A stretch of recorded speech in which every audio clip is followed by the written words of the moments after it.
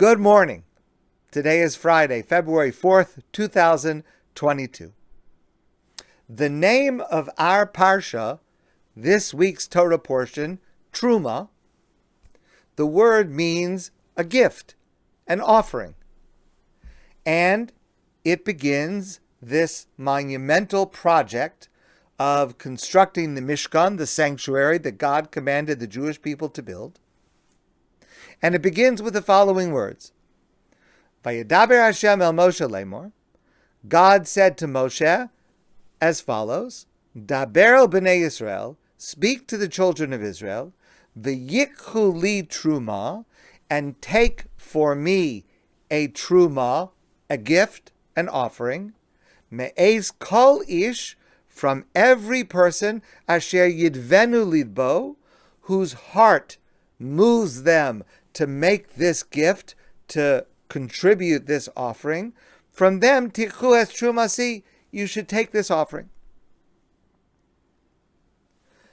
Clearly, the words of the verse are telling us that all of the materials that were collected to build the Mishkan were voluntarily offered.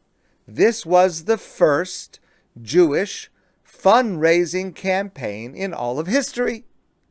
Each person gave voluntarily. Me'ez kol ish asher yidvenu libo.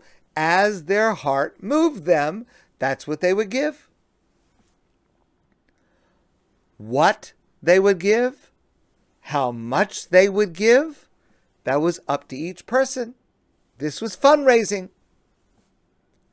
I do want to point out that what I'm saying right now is clearly the meaning of the simple meaning of the words. There are some commentators that disagree with that statement, but clearly this is the pshat, the simple meaning of the words. And this verse sets in motion the major mitzvah of tzedakah in all of its different forms, which is so central to Jewish life and so central to Jewish character. So I want to share with you an incredible insight that I read from Sivan Rahav Meir. She tells the following story. It happened a number of years ago. She says that she was with her family and they were shopping together in a supermarket. And when they went to the checkout, the cashier gave to one of the children a little toy, a little inflatable, a rubber ball. And the rubber ball had the logo of Strauss. Now, Strauss is one of the largest ice cream companies in Israel. So, you can understand why they're giving out this present, this gift to little children as their families come checking out at the grocery store. Okay, it doesn't take too much to understand the wisdom of that. Okay. So, her 3-year-old son takes the toy and he's playing with the toy. And they're on their way home. They're in the car, and the boy drops the ball. So he says, Ima, he says to his mother, to Sivan, he said, would you please pick up the ball that says, eat ice cream? And Sivan and her husband were amazed that he said that, because there was nothing written on the ball. And at 3 years old, this little boy didn't know how to read anyway. The only thing that was there was the ice cream company's logo. But that was enough for him to understand the message, because, of course, he has seen this logo everywhere on TV shows, on billboards, on signs. And so he was able to make this connection at only 3 years of age to know exactly what this ball means. It means to eat ice cream.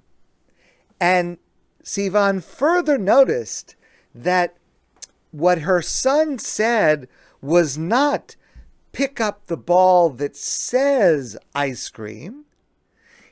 The words that her 3-year-old son were, pick up the ball that says eat ice cream. And she thought to herself that the people in the marketing department at Strauss were brilliant because they had gotten this message across to eat ice cream to a 3-year-old just from a ball.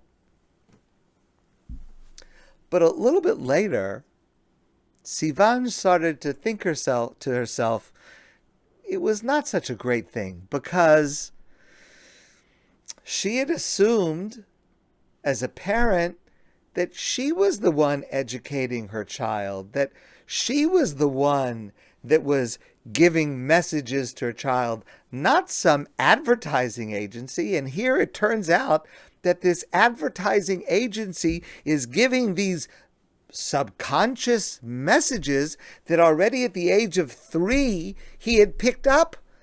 Why is he getting messages from some company and not getting the messages from me? So she was a little perturbed by that.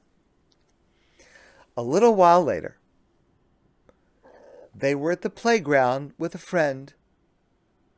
And so Sivan was with her friend, and the children of both of them were playing.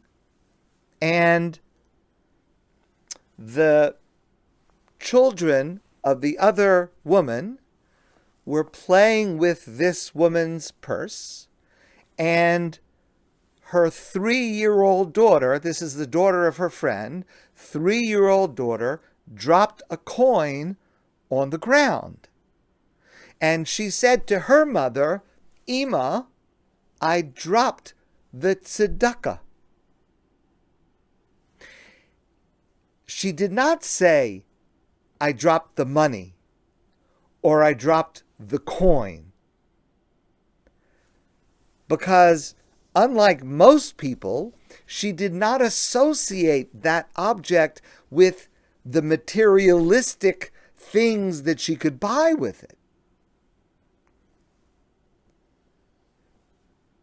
What she had been educated with from her infant years, already at the age of 3, is that a coin is first and foremost used for charity, used for tzedakah. That's what a coin is. That's what she had absorbed by the age of 3, without any lessons, without any signs, without any billboards.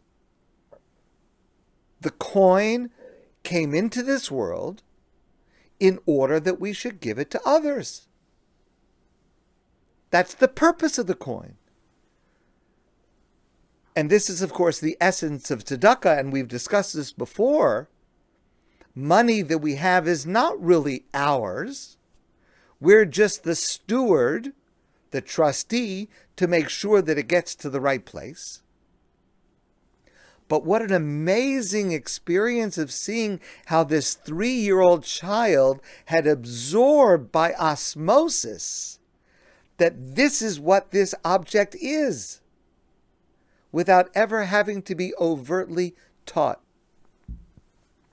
And at that moment, Sivan smiled to herself, because she realized it is possible for us as parents and grandparents to ingrain messages from infancy just as well as, if not more than, the gigantic advertising agencies and companies that want us to spend the money on their products. It's possible to ingrain from infancy that money is first and foremost to be used for tzedakah. It began in our Parsha, and it continues today. But it will only continue if we imprint it on our children and our grandchildren that money is first and foremost to be used for tzedakah. My friends, I want to wish you a great day, and I look forward to seeing all of you soon in person.